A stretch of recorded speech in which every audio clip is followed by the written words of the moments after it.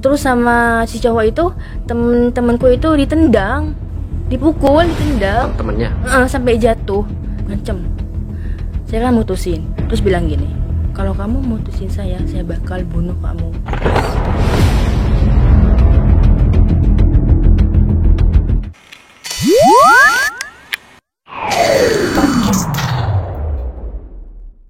Halo, assalamualaikum Sobat RTV. Kali ini kita berada di segmen Podcast Star dan tentunya kita sudah bersama narasumber kita yang dia ini sebagai mahasiswi juga, model juga iya. Tapi di sisi lain Kak Ikma ini ya namanya, itu punya pengalaman yang mungkin bisa jadi motivasi buat yang nonton. Langsung saja kita sapa. Assalamualaikum, gimana kabarnya? Waalaikumsalam, baik. Gimana kakak? Baik juga. Alhamdulillah.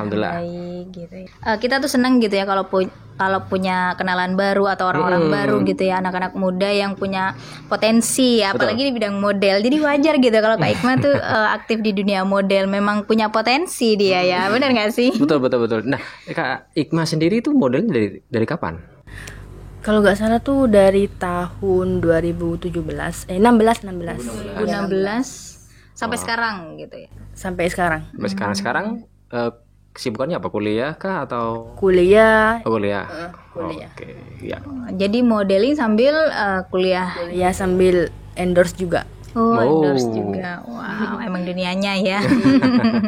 Tapi ternyata gitu loh ya, Kak Ikma ini walaupun seorang model yang mungkin banyak orang yang mengagumi gitu ya.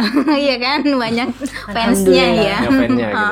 Banyak yang lihat gitu di sosial media. Ternyata kita kupas nih ya kali ini sisi dari sisi yang mungkin banyak orang yang nggak tahu. Mungkin Kak Ikma katanya pernah ada di masa hubungan yang toksik ya. Toksik banget. Parah banget. Kok bisa sih? Maksudnya itu pas kapan gitu? Dari SMP. Kalau SMP itu kan ngejalin hubungan itu pertamanya gak toksik banget. Waktu satu sekolah bareng kelihatan. Oh, baru muncul sifat aslinya gitu. Setelah berapa lama itu hubungannya? 1 tahun. 1 tahun baru kelihatan. Awal-awal masih baik. Masih lembut, romantis gitu. Toksik apa sih sebenarnya?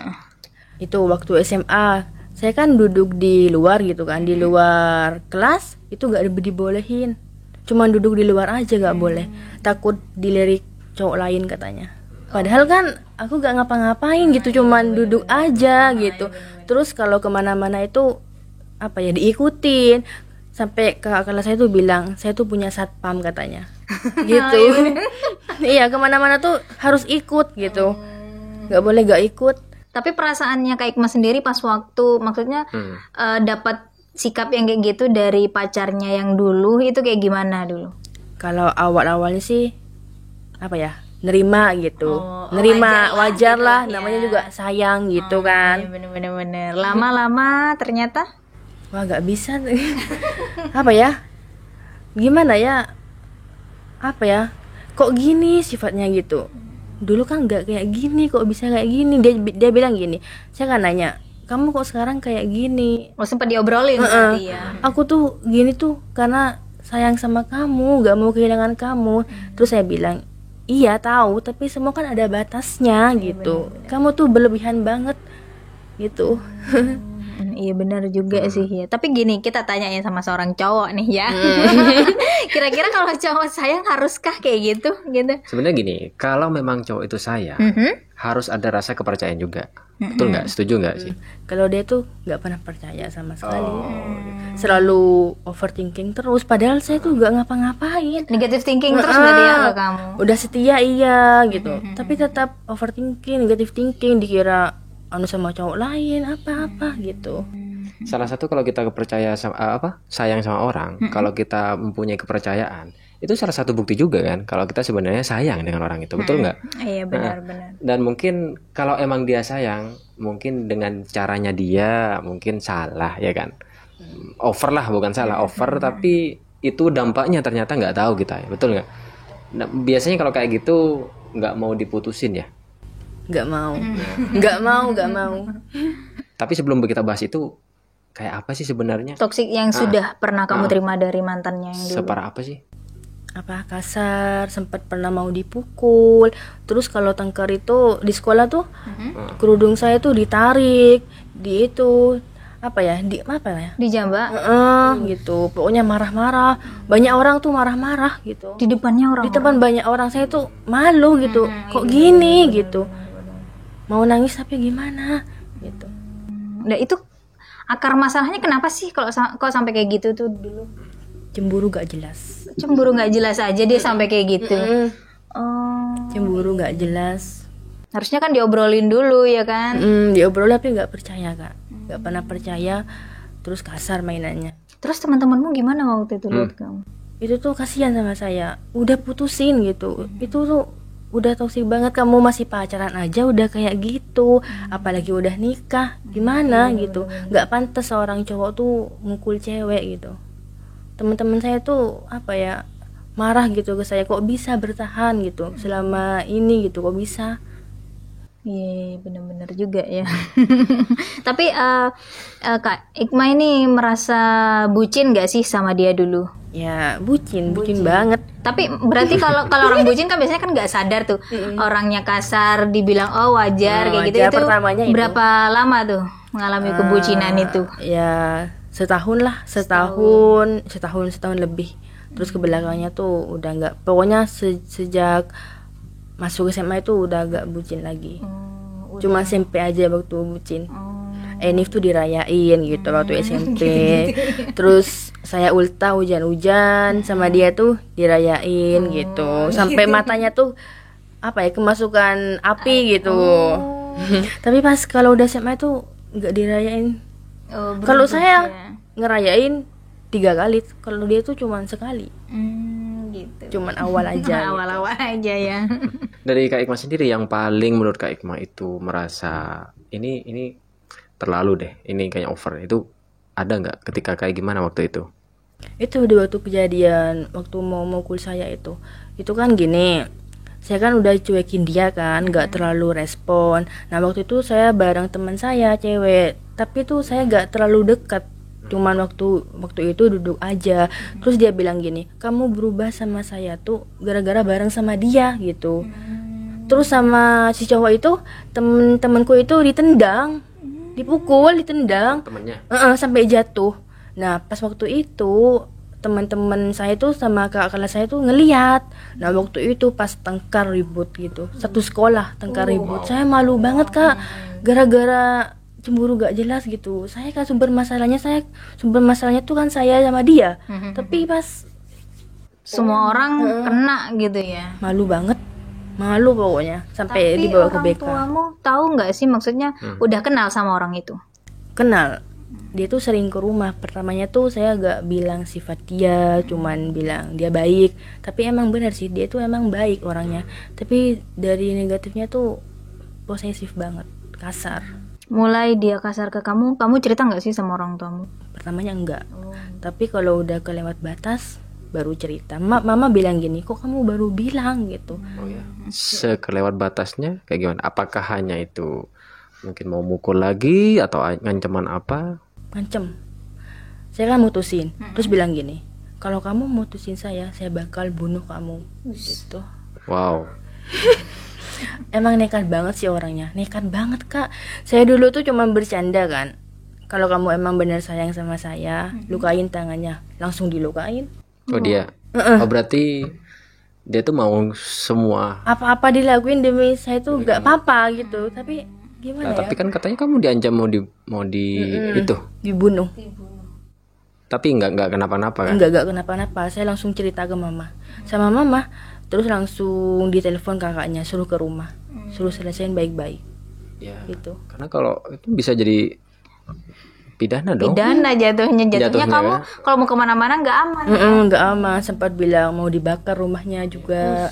Kalau kamu mutusin saya, kamu tuh gak bakal tenang hidupnya, bakal saya teror gitu. Nah, jadi ini bisa jadi pelajaran juga nih buat yang nonton nih, karena ancaman itu juga salah satu perbuatan pidana juga, ya kan? Tapi untungnya secara kekeluargaan kan, kayak gitu. Jadi jangan gampang-gampang kita mengancam seseorang. Kalau itu bisa meragukan apa ya, membuat hati kita takut, gelisah untuk kemana-mana, itu salah satu ancaman ya kan? Tapi pas dia waktu itu ngapain ke kamu gitu? Pas akhirnya kamu tuh memutuskan, ya udahlah aku memang nggak boleh lanjut sama orang ini. Akhirnya kamu punya pikiran, punya keputusan, aku nggak mau lanjut lagi punya hubungan sama orang kayak gini. Dia tuh gimana ke kamu?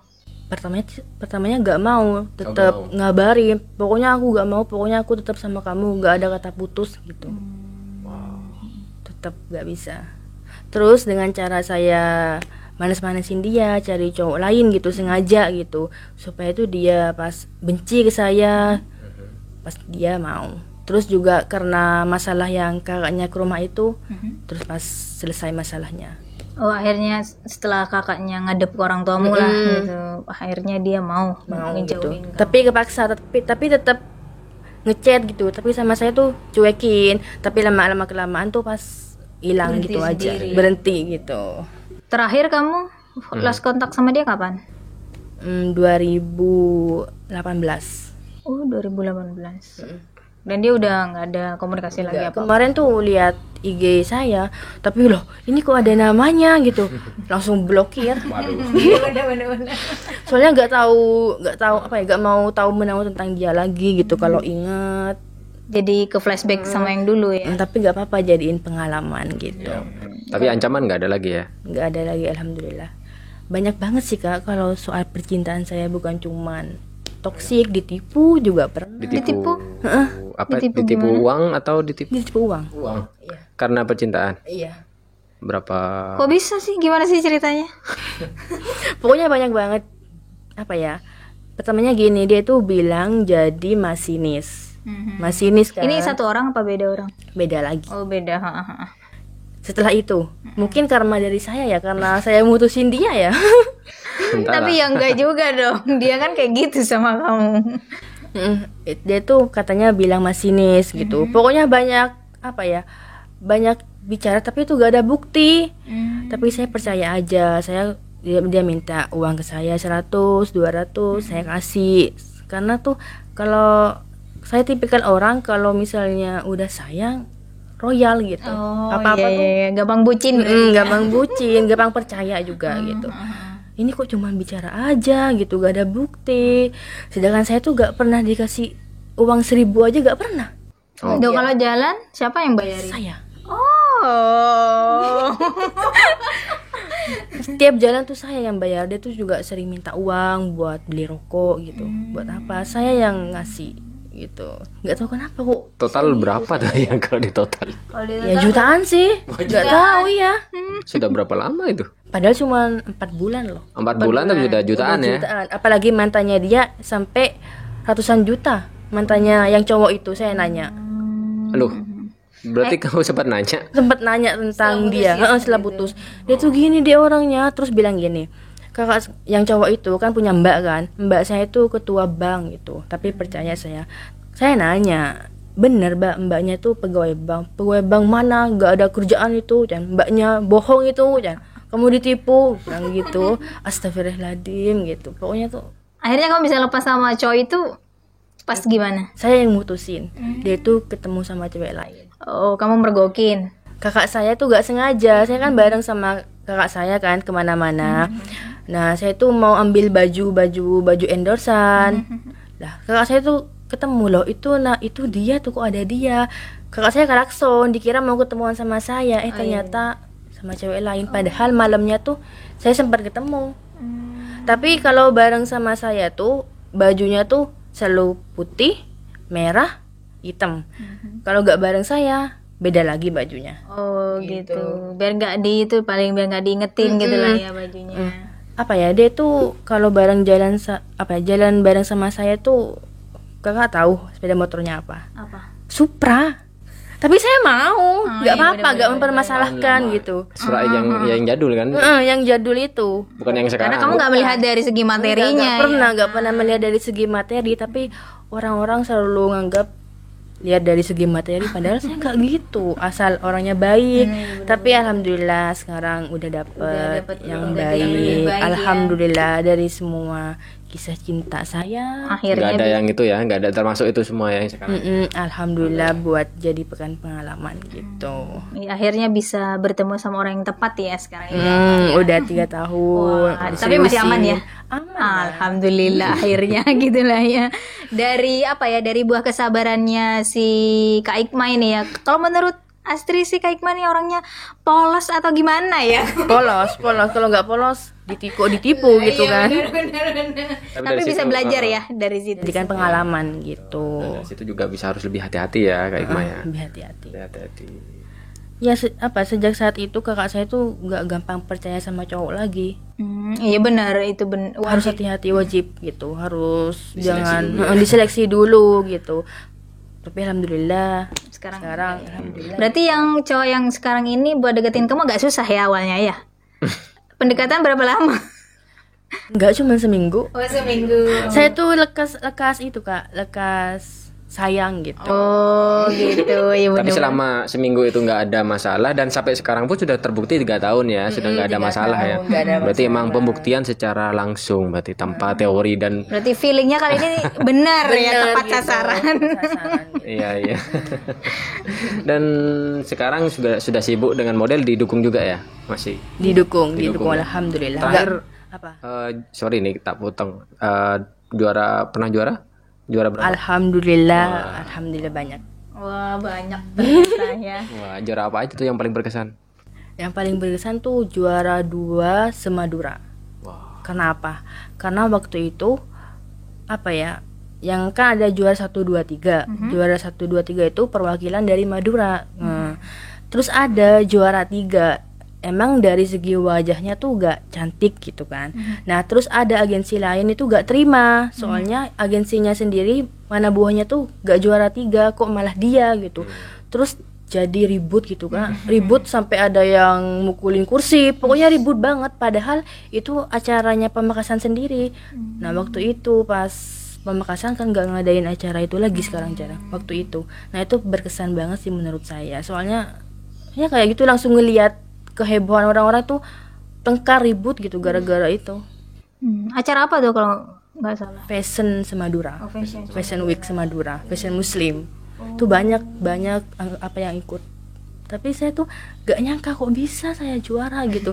Pertamanya tuh saya mau pulang, udahlah gak bakalan juara gitu. Pulang aja mah nggak apa-apa. Siapa tahu juara gitu kata mama. Tapi malah saya kan nomornya 19. Juara 2 nomor 19. Loh kok saya? Nggak mungkin salah nomor gitu. 19 loh. Iya. Itu paling berkesan. Oke, dari sekian banyak pengalaman yang Kak Ikma hadapi ya, ada nggak sih pelajaran hidup yang bisa disampaikan mungkin buat yang nonton? Nah khususnya buat yang ngalamin toksik ya. Nah buat kalian yang lagi terjebak di hubungan toksik, kalian tuh benar-benar hebat, khususnya wanita. Tapi lebih baik tinggalin dari sekarang. Kenapa? Karena tuh kalau hubungan toksik itu gak enak banget. Gak apa-apa sakit sekarang daripada sakit terus-menerus. Gak apa-apa, lebih baik tinggalin. Nah gini juga, pria tuh gak bakal berubah demi wanitanya, tapi secara garis besar pria bakal berubah demi wanitanya kalau benar-benar sayang. Jadi kalau misalnya pasangan kalian tetap gitu-gitu aja, berarti gak beneran sayang. Dan semoga hubungan yang sekarang bisa terus sehat sampai ke jenjang pernikahan. Amin. Kayak aja jodohnya ya. Amin. Kali aja. Ya semoga jodohnya lah kayak gitu biar nggak bingung lagi ya. Iya. Capek gitu, takut sakit hati lagi. Iya benar. Dan semoga lancar ya modelingnya, terus berprestasi karena masih muda juga ya, masih kuliah kan ya. Tetap prestasi dijunjung tinggi dan aktivitas lainnya juga lancar gitu. Oke, terima kasih buat Kak Ikma sudah berbagi pengalaman dan kisahnya. Semoga apa yang terjadi dahulu itu jadi pembelajaran ya, dan bisa terus semangat dengan apa yang ada saat ini ya, kayak gitu. Buat sobat RTV yang nonton juga terus semangat dong, dan ambil positifnya, buang negatifnya ya. Buat sobat RTV di rumah, semoga bisa menjadi pelajaran hidup buat kalian semua. Dan see you in the next video. Bye bye. Assalamualaikum warahmatullahi wabarakatuh.